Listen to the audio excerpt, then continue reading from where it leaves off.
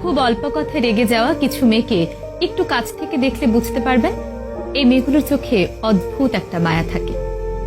রাগ হলো মেয়েদের জীবনে একটা অভিশাপের মতো। এরা হয়তো অল্প কথায় রেগে যায়, অনেকের সঙ্গে কথা কাটাকাটি হয়, খুব ছোট্টখাট্ট ব্যাপারে ওভার রিয়েক্ট করে ফেলে। কিন্তু এই রাগ হলো ক্ষণস্থায়ী। রাগ মিটে গেলে এদের মতো ভালো মনের মানুষ হয়তো আর হয় না। এরা অন্যের সঙ্গে রাগ দেখিয়ে সবচেয়ে বেশি কষ্ট পায় নিজেরাই।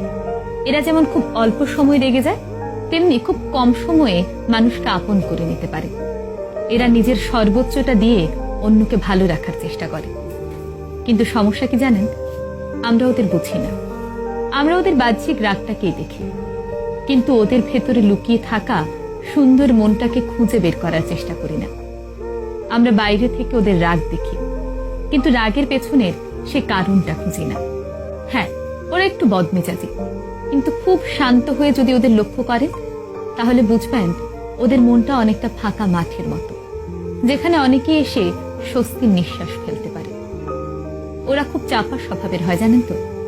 হাজারো কষ্ট হলেও মুখ ফুটে কাউকে কিছু বলতে পারে না। ওদের সেই কষ্টগুলো তাই দিনে দিনে জমতে জমতে পাহাড় সমান হয়। ওরা তখন চায় কেউ ওদের আগলে রাখুক, খুব আদর ভালোবাসায় রাখুক, ওদের মতো করে মানিয়ে নিক। ওদের দেখলে মনে হবে ওরা খুব সুখে আছে, ঠোঁটের কোণে এক চিলতে হাসি সবসময় লেগেই থাকে। কিন্তু জানেন তো, মনের মধ্যে একটা না বলা কথার যন্ত্রণা থেকেই যায়। ওদের যদি একটু কাছ থেকে ভালোবেসে দেখেন তাহলে দেখবেন ওরা পৃথিবীর সমস্ত সুখ আপনার নামে লিখে দেবে। ওই যে বললাম, রাগ হলো মেয়েদের জীবনে একটা অভিশাপের মতো। তাদের না বলা কষ্টগুলো জমতে জমতে রাগে পরিণত হয়, তারপর শুরু হয় ঝগড়া, অশান্তি। দিন শেষে সব দোষ সে মেয়েটারই হয়।